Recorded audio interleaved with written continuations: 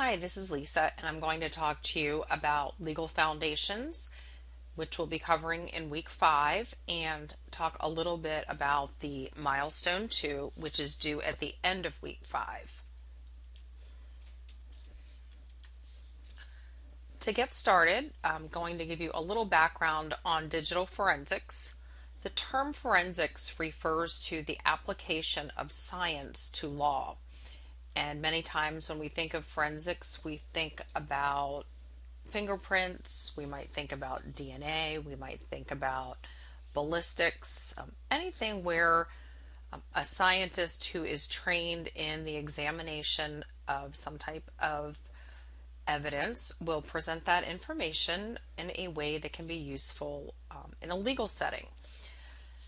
Digital forensics is a relatively new field of forensics, and it has evolved tremendously since the 1970s.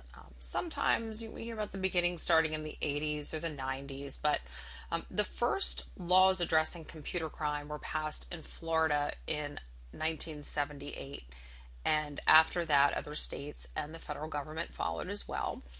In 1984, the FBI magnetic media program started, and that's presently and changed shortly thereafter to the CART or the CART team, the Computer Analysis and Response Team.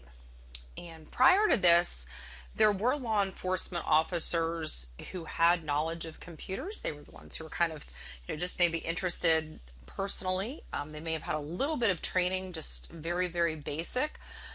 And they trained system administrators if there were an incident that may go into the criminal realm. Usually, though, incidents were investigated by the companies that were affected and oftentimes the system administrator. It was very expensive to investigate any type of incident, and usually law enforcement was not involved. Now, it's interesting, and just sort of keep this in your mind, because this was back in the 70s and 80s when we really just had mainframe computers, or we just didn't have the type of technology that we do today. And I think that in some respects, companies are to some extent going back to this model for different reasons, but that's sort of another topic. But it's just interesting to think about how things have changed, and how now we also have a group of system administrators or information security professionals who will investigate and handle incidents, oftentimes without the assistance or reporting to law enforcement for various reasons.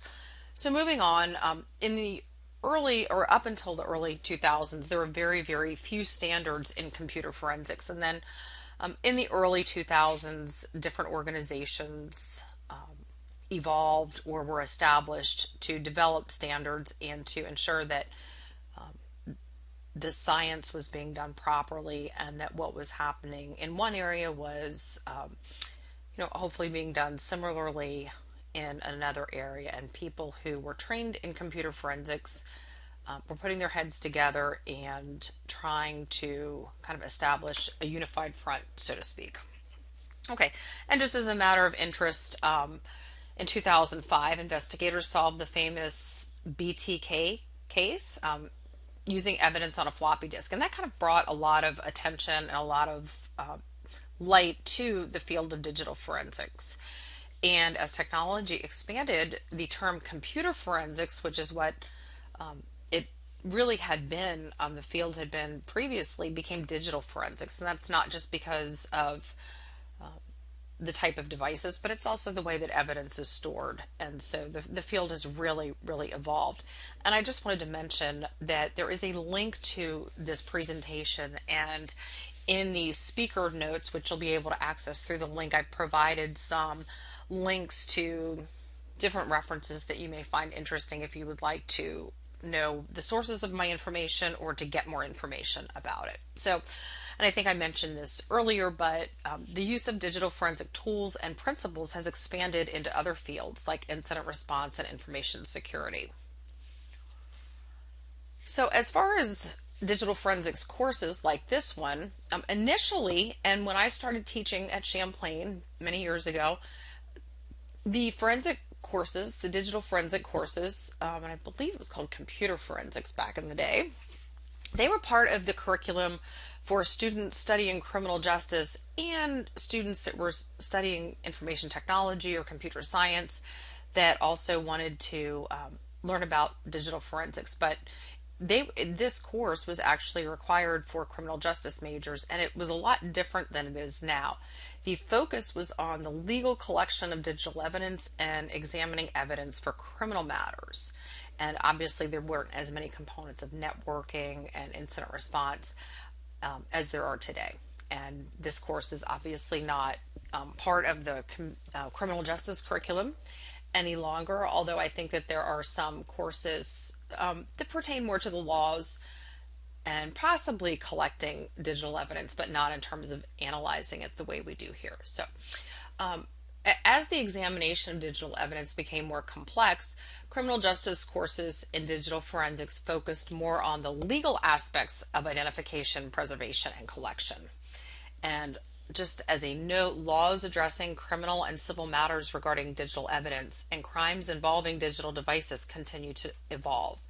And I think that the folks that are involved in law enforcement in the class will agree that the laws tend to follow technology. So we don't come up with laws and then technology happens. Usually technology happens and some legal issue arises or some technical issue arises where an examiner is not able to use current tools perhaps to do an examination, and as a result the technology to conduct computer forensic examinations and the laws to address those matters evolve, and oftentimes will go before a court who has to apply decisions from past cases that haven't involved digital evidence to digital evidence or to new types of technology, which is always very interesting.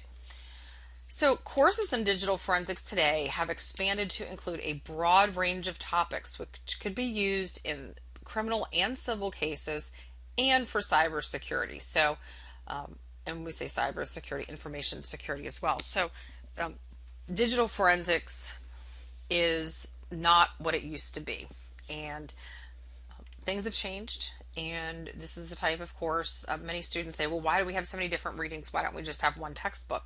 Well, there is no way for one textbook to keep up with all of the changes, and so really every semester there's some smaller changes that are made based on new developments in the field or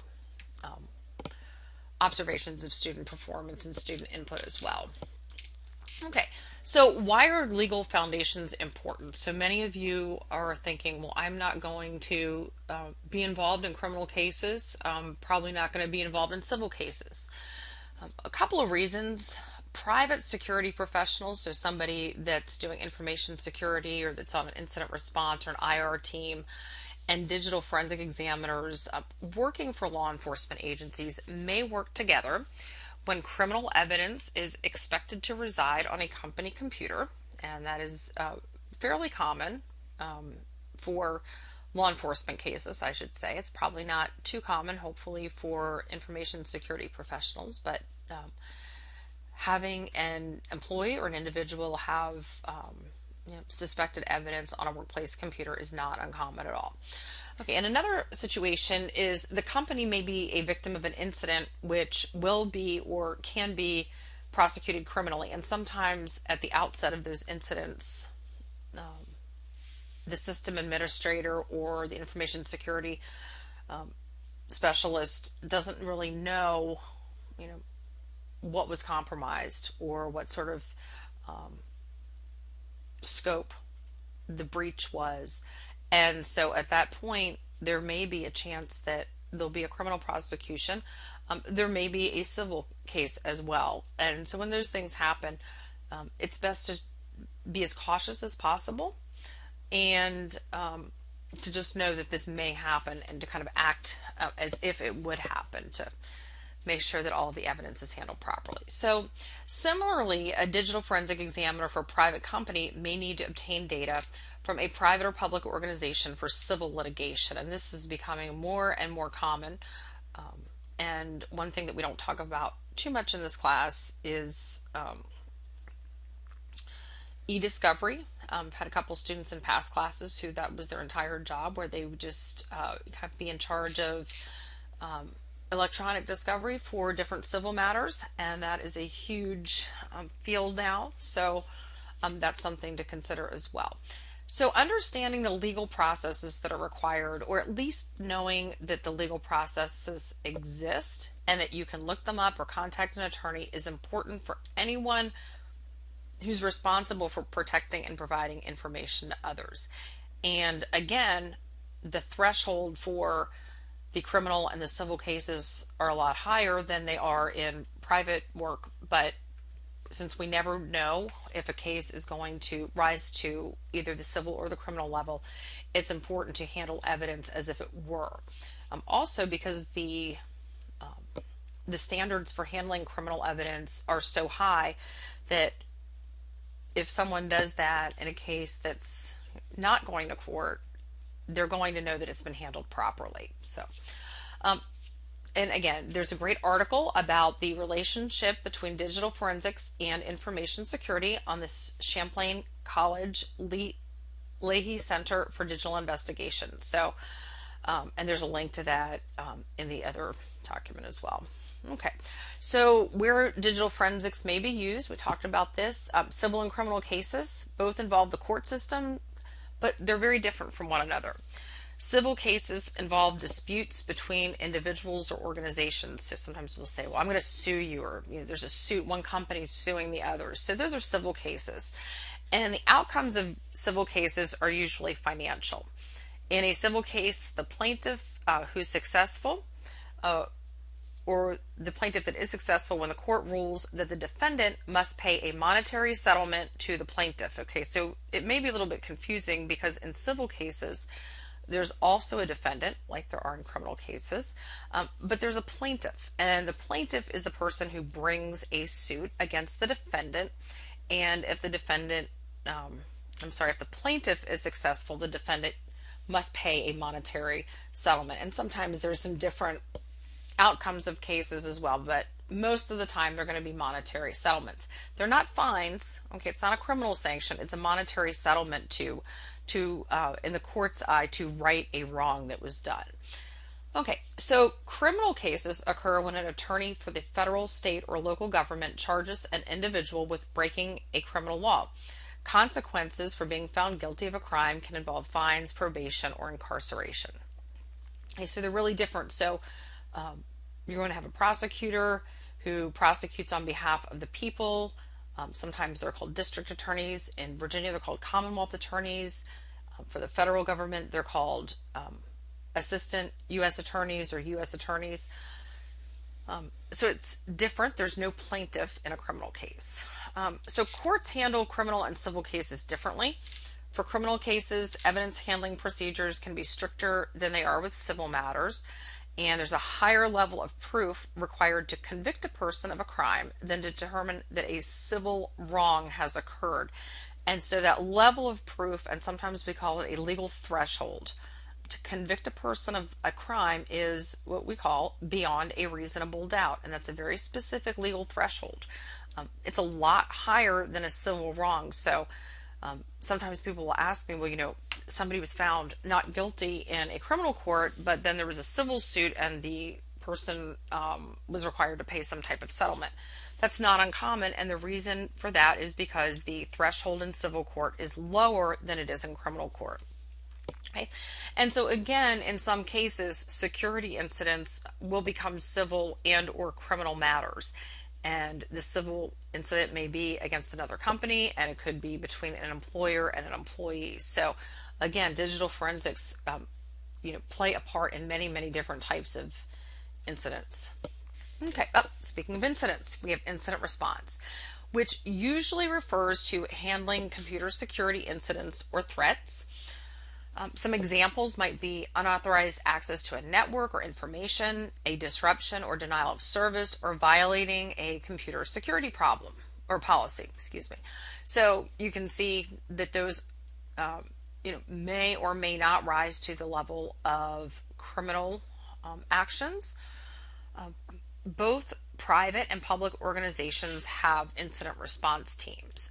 Some companies will have internal IR teams, and then other companies will contract with specialists in the field. So they might have a company that's kind of on retainer that says if something happens, you've done background on our system, you have access to our system, access to the information you need, we'll help you as much as possible, but that's going to be a contracted job. And that's going to happen in some smaller companies, and there may be larger companies that will use specialists for different reasons as well. So a lot of students that take these courses plan to pursue careers relating to incident response or to seek positions outside the legal arena. And again, as I mentioned before, the standards for collecting evidence in legal cases, so there's criminal and civil matters, is higher than situations where incident response is involved. So in incident response, typically it's an incident response team, it's someone who works for that company, and they have access to all of the information. They don't have to worry about all the legal justifications that would be necessary if it were a criminal or a civil matter. But because the possibility exists that an incident may become a legal case, it's important to understand the legal standards for evidence collection. Okay? And we could have probably a whole degree about this, so it's not, nobody's expected to understand all of the standards. Okay, you're being introduced to very basic ones this week. Traditionally, legal foundations have been the very, very first part of digital forensics classes. What I found in teaching this class for many, many years is as the shift from criminal cases to this like broader range of incident response, information security, and civil cases, and the students have changed from being those who are interested in criminal justice to those who are interested in cybersecurity and other fields. Having the legal foundations as the first part of class has not always worked as well. Students have said, well, why do I need to know these legal foundations? I want to get into the nuts and bolts and the technical side of things. So we've moved things around a little bit, and that's why the legal foundations are in week 5 instead of week 1. You'll notice with some books, legal foundations is always first. And it's very important, don't get me wrong, but for the work that many of you are going to do, not all of you, but many of you are going to do, the legal foundations are not going to be nearly as critical as they would be if you were going into, say law enforcement, or you're going to work for a government agency where you may be investigating criminal incidents. Okay, so let's talk a little bit about what we're going to be doing this week. So for the lab, you're required to address questions that are based on the Department of Justice's Guide for Searching and Seizing Electronic Evidence. Now, there is a link to this document in the lab instructions. So I would recommend that you open that guide, which is many, many pages long. Don't be overwhelmed. I would discourage you from printing it unless you, really want to have a copy for yourself. It's very long. You don't have to read the whole thing.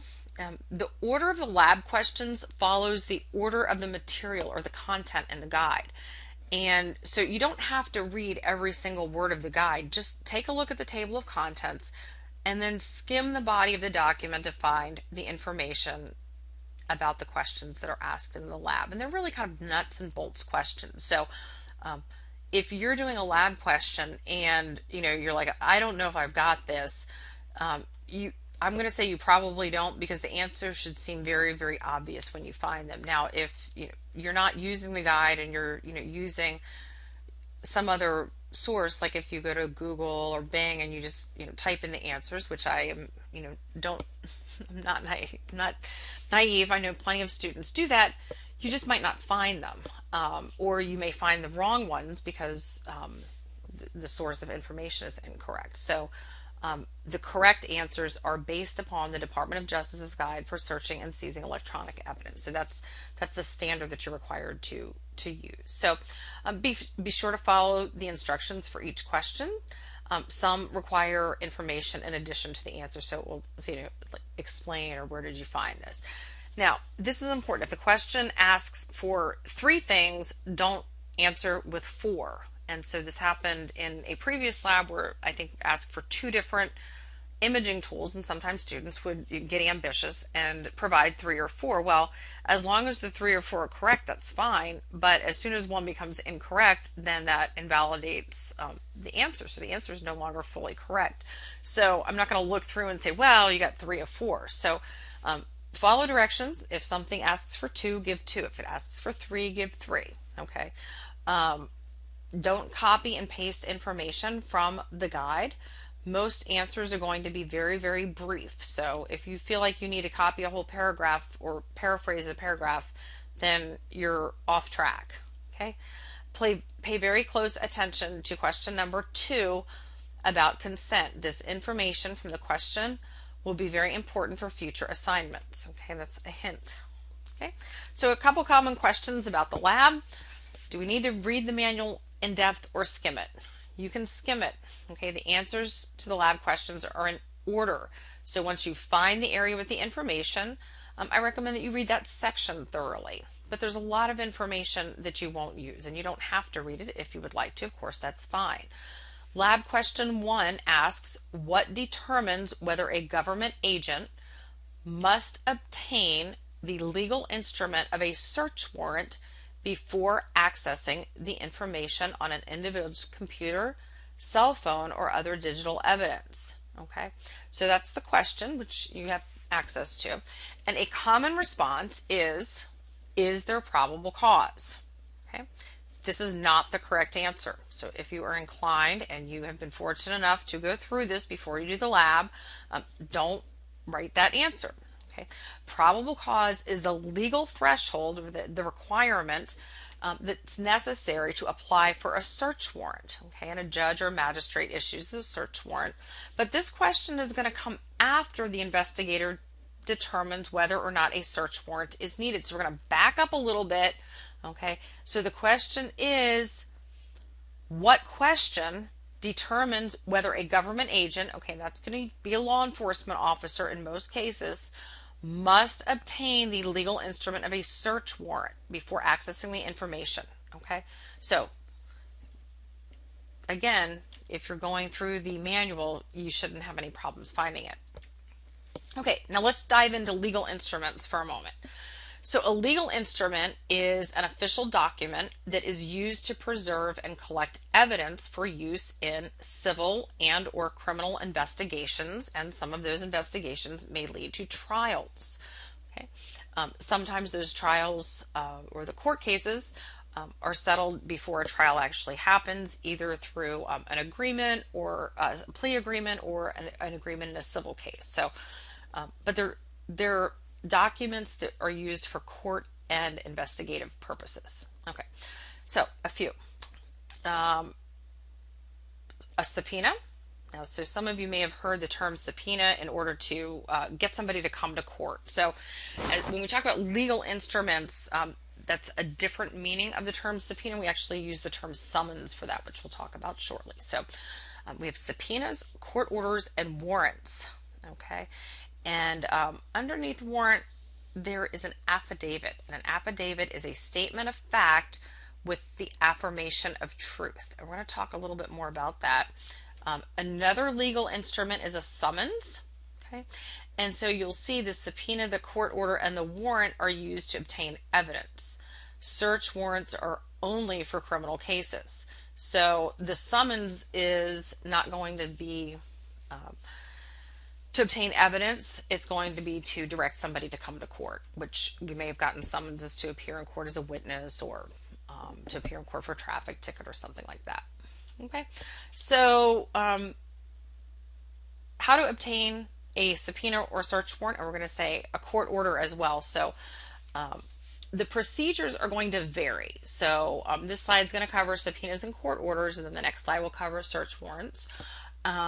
So just keep in mind that every state's going to be a little bit different. So if you've read up on your own state, or you're working in a particular state, say, well, that's not exactly the way it's done in my state, you're probably absolutely right, because every state has its own criminal code, its own civil code, and its own court procedures. And so things are going to be a little bit different. And the states have the freedom and the latitude to do things as they like, as long as they are in compliance with the Constitution of the United States. Okay, so the subpoena is issued by a court official, which could be a magistrate or a judge, and sometimes even an attorney, depending on the type of subpoena. The legal threshold, or the amount of proof that's necessary to obtain a subpoena, is relatively low. And as a result, the person who's requesting a subpoena is not going to get a whole lot of information with that subpoena. So if a judge were to issue a subpoena for a company, oftentimes it's going to be a cell phone provider, internet service provider, the only information that will be released to the investigator that requested that subpoena would be subscriber information. And that's going to be discussed a little bit more in the manual. But think about subscriber, like who's the subscriber, the name, the address, maybe the account number that was used to open the account. Not a lot more information. Okay, it's like, who does this account belong to? Some identifying information. Subpoenas may be used for both civil and criminal cases, may be requested by an attorney or a law enforcement officer. And there's special types of subpoenas for certain types of information. One that comes to mind is a subpoena ducis tecum, which is for certain business records. So you might see that in your reading. But just keep in mind, subpoenas legal threshold is low, and the person who requests a subpoena is not going to get a whole lot of information, just subscriber information. Okay. The court order is going to be issued by a court official. I've never heard of an attorney issuing a court order. That you might live in another state and say, oh, they do all the time. Well, I would believe you. Like I said, this is general information and experience.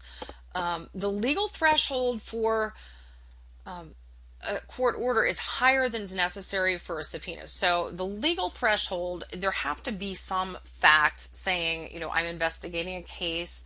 I'm in the process of initiating civil litigation, and so there has to be some kind of legal rationale, some kind of proof that the subpoena or the court order, the information from them, is going to help further the investigation. Okay, so the legal threshold is higher for a court order than for a subpoena, and as a result, the company that is providing that information will have to provide transactional information in addition to the subscriber information. So transactional information, think of a cell phone company who's going to be the list of calls. Okay, and back in the day, some of you probably remember, our cell phone bills were very, very specified. Okay, call from this phone to this other phone number. It was made at this time of day, and it was for this period of time. Okay, and those records are still available. We don't necessarily see them so often, but they're still available. But that transactional information, it's not going to have it's not going to have content information, but it's going to have what transactions occurred. Okay, and so the phone is just one example. As you read through the search and seizure manual, you can find others. Again, court orders can be used for both civil and criminal cases. Okay, it may be requested by an attorney or a law enforcement officer. Okay, so subpoenas and court orders. The next thing we're going to do is we're going to talk about obtaining a search warrant. Okay, so the legal threshold, or the kind of the amount of evidence that's required in order to get a search warrant, is probable cause. And you've probably heard this term before. This is established by the Fourth Amendment to the Constitution. So in order for a judge or a magistrate to issue a search warrant, the investigator must establish that there is probable cause. Okay? The Supreme Court of the United States and countless state courts have addressed how the Fourth Amendment applies to digital devices and evidence, because these are not things that are exactly like someone's house or someone's briefcase, and so they've had to look very closely at digital devices. A GPS device case went before the Supreme Court several years ago. We've recently had a group of cell phone cases. So I would expect that cases with Fourth Amendment issues are going to continue to come before the courts, because the more technology expands, the more questions going to have about privacy and when law enforcement can access certain information. Okay, so that probable cause threshold is higher than the thresholds needed for a subpoena or a court order. So if you're kind of walking up a chain, the subpoena is the lowest and the search warrant is the highest. There's one more that's even higher, but it's rarely used. It's for wiretapping, which is just very, very rare. So anyway, with a search warrant, a law enforcement officer can collect content information and data and the devices specified in the warrant. So content information would not only be the subscriber information that you get with the subpoena, the transactional information that you get with the court order, but the content information is the actual nuts and bolts, the data that's associated with a device. So I always think of a cell phone again. With a search warrant, you can actually get the contents of someone's text messages. You get the contents of their pictures that they've stored. If somebody sent a picture or a document to another person, that's content information. Search warrants are only issued for criminal cases, so you're not going to get a search warrant in a civil case. Only a law enforcement officer can prepare that affidavit, so it's not going to be a private citizen. And the affidavit is the application for the search warrant. So there's lots of different types of affidavits. An affidavit is just a statement of truth, an affirmation of truth. In the case of a search warrant, it is going to be an affidavit for a search warrant, which is a very special kind of affidavit. And the officer will prepare the affidavit and then affirm its truth before a judge or magistrate. And that's usually by appearing in person before the judge or magistrate, discussing or explaining why the officer believes there's probable cause that evidence exists in a particular place, explaining that, and then swearing to the truth of the information and how that information was obtained. The judge will then review the affidavit, may ask the law enforcement officer some questions, and then decide, is there probable cause that evidence of a crime exists in a certain specified location? And if that is determined, then the judge will issue a search warrant. Now, a search warrant may only be issued for a specified location. So it's not a search warrant for all evidence in the case that may exist any place. So there needs to be multiple warrants if evidence is in multiple locations. And this is not uncommon. For example, after a crime, a suspect may go home, suspect may go someplace else, and so in all of those places there's a possibility that there's the suspect left evidence after the crime. So multiple locations, multiple warrants. Okay, so the affidavits for the search warrant is going to include the following basic information: the crime under investigation. So examples of crime could be identity theft, it could be robbery, it could be burglary, it could be arson, it could be murder, it could be larceny, it could be any type of crime. Okay, but that's going to be on the affidavit. The evidence to be searched for or collected. Okay, so this could be a cell phone and its contents. It could be a desktop computer. It could be any and all electronic records.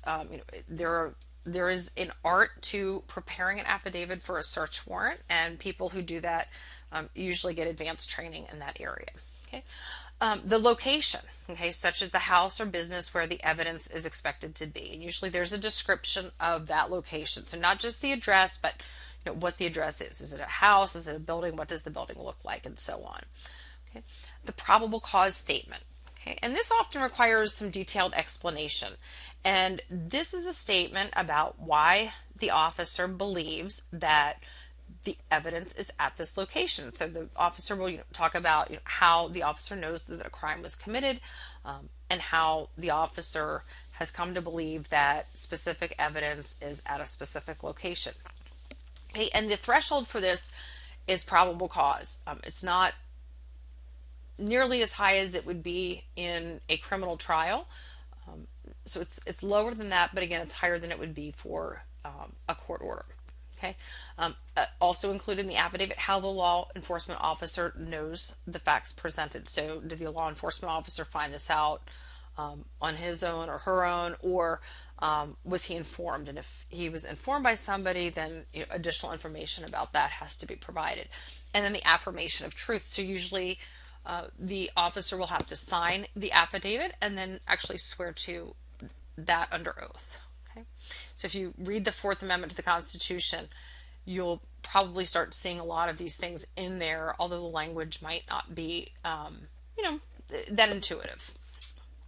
Okay, so the assignments. Okay, or the assignment for the legal instrument, students are required to submit two separate files. Okay, two separate files.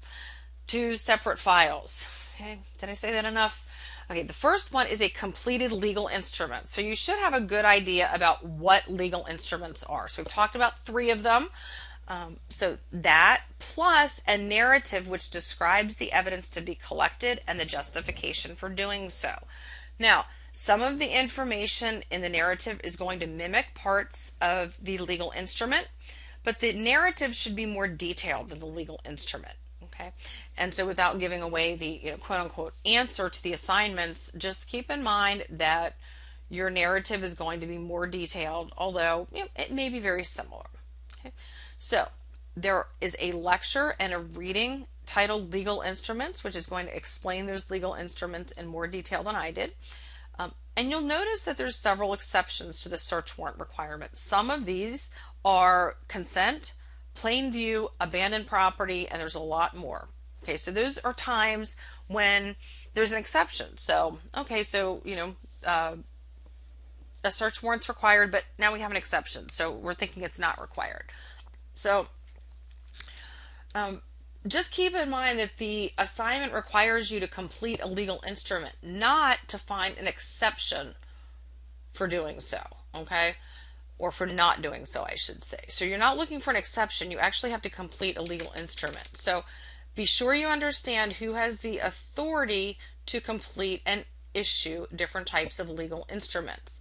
Use the most prudent legal instrument possible, and I'm going to encourage you to verify the correct legal instrument with me before you spend lots of time finding it or completing it.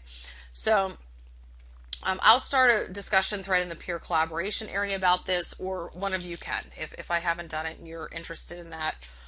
You can send me a text message, you can email me, and you don't need to give me a whole lot of justification, but just say this is what I'm thinking of using, and I will say yes or no. Okay, don't wait until Sunday night and then say, well, I texted you, you didn't text me back, and so I filled out the wrong one. So think about what the legal instrument is before you spend a lot of time doing it. So you're using the same scenario that you used for the milestone 1. Let's see.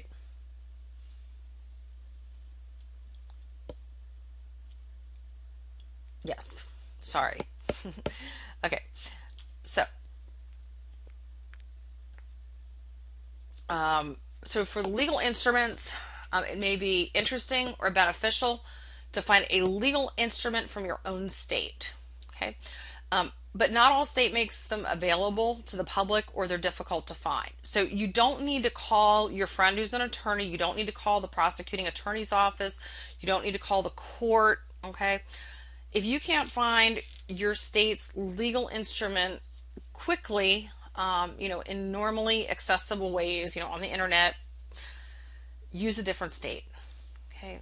Both Virginia and Michigan make their legal instruments available for download, and they're very straightforward. Okay. If you cannot find the legal instrument for your own state in 15 minutes or less, use another one. Okay. Don't spend hours on that part of the assignment. There's lots of examples online which show completed legal instruments. I've included a link to some of those in this week's module. Okay, so that's going to give you more of an idea about how to complete them and the level of detail that's required. Okay, only address digital evidence and electronics and related devices. So don't address physical evidence like blood or weapons. Okay, you're welcome to collaborate on this assignment in the peer collaboration area. Just don't give away the answers. Discuss the processes and ideas and resources related to legal instruments. Okay, so use the rubric. Okay, this should be for all assignments, but before starting the assignment, review the rubric which will be used to evaluate your work. Okay, and this is the legal instruments rubric. Okay, and so you can go through and say, okay, so 15 points if the correct legal instrument was used. Okay, and I've already said, just send me a text message and say, this is what I'm thinking about doing. Am I on the right track? And I'll say yes, or I'll say no. Okay, now if you don't select the right one, you're going to have problems with the rest of the assignment. So it's really important that you get that part right. So use the legal instrument to collect only the electronic devices and evidence at the scene. So it may be that you need other legal instruments for other evidence, but you're only using the legal instrument to collect the evidence at the scene. Okay. So the narrative, and so you're going to have a legal instrument and you're going to have a narrative. Okay.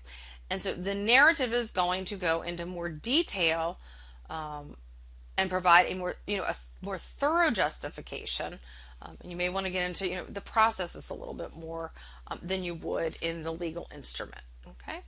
And then just keep in mind that the assignments should read as if they were prepared for an employer, a client, or a court. So you should use appropriate language, appropriate spelling, no slang, use nice headings, use appropriate size screenshots, and so on. Okay. All right. So last but not least, the final project milestone 2. So to complete the final project, students are required to perform an examination of an evidence file and write a professional quality work to document their findings. Okay, and so you did milestone 1, so you should be very familiar with this. So some critical components of a forensic examination are to ensure the proper legal authorization for conducting the exam. Now, that's obviously going to be a little bit more serious in criminal cases than it will be for incident response situations. But you have a criminal case, you have this scenario, and you've already looked at this scenario when you did milestone 1. Okay, so determining the proper legal authorization, which is part of the assignment for this week, and to determine control and ownership of the evidence collected for legal examination. So what does that mean, control and ownership? So if you're going into a crime scene and you find and you have a search warrant to collect all of the cell phones there, and you collect 10 cell phones, I'm going to assume that not all 10 cell phones belong to the same person. So it would be very important to figure out who owns them, who used them. Okay, so control and ownership, who controlled them, who had possession of them, and who owns it. And they may be one and the same, they may be different people, right? So somebody could come to my house and borrow my desktop computer and create files that I don't know about. So that's a possibility. So those are the two things. So for milestone 2, you're going to describe your legal authority to examine the evidence that Detective Martin provided you. If legal instruments were used as authorization for an actual forensic examination, they would be included as appendices to the examination report. But don't include any legal instruments with the report. Okay, so just keep that in mind, and you're going to list those, but you're not going to actually include them. So as you go through the different steps in the final project, this will be the case for all appendices. You don't have to actually include the appendices, but you would need to include a list of appendices or refer to it. So if you're saying that you took a photograph of a piece of evidence, you might say that is listed as Appendix 2 or Appendix 3, whatever. Okay. All right. So you're going to, again, open the Harding file, which you looked at last time, and you're going to review the file system information. Okay. And then based on your observation, explain indicators of possible ownership of the thumb drive. Okay. So this is just for the file system. So you don't have to do a whole exam. So this is probably going to be a lot shorter than your milestone 1, but I will tell you that you are really making a lot of progress towards completing the final project, which is due on the Friday of the last week of class. Okay, and please take a look at the milestone 2 rubric. Okay, so the legal justification should come from the legal instruments assignment. Okay, so these are kind of connected this week. Okay, the appendices. Okay, so this is documents that would be included as appendices. Okay, so don't include the appendices, just make a list. Now you can add to this later on. We have one more activity or one more assignment in week 6 that's going to kind of add to this. So just whatever you've gotten so far. So that's one's going to be your legal instrument, and then anything else that you've come up with. Okay, and the third criteria is going to be control and ownership. This may be a paragraph or two. Again, you know that this is possible ownership, and in the textbook, I want to say it's chapter 8, if I'm not mistaken. It talks about what makes a good forensic investigation, what makes a good investigator. Okay, one is complete objectivity. Okay, you're not figuring out the entire case based on the examination of one piece of evidence. So you are making a contribution to the investigation, and so anything that you find will need to be verified. And so you can say, I have this information, and this is what it appears to be, and I recommend follow up on this. Okay, so you're not going to find the smoking gun. You're not going to figure out who done it. You're going to find any evidence you have about who may own or may have possessed the evidence, and you're going to include that information and why. Okay, and so again, professionalism in the report, know your audience, remember your screenshots, that they should be the right size, they should be readable. If you need to highlight something, do that. So thank you for listening and being patient. I hope this was helpful, and if you have any questions, please feel free to contact me. I'm going to say that's it. Okay, thanks.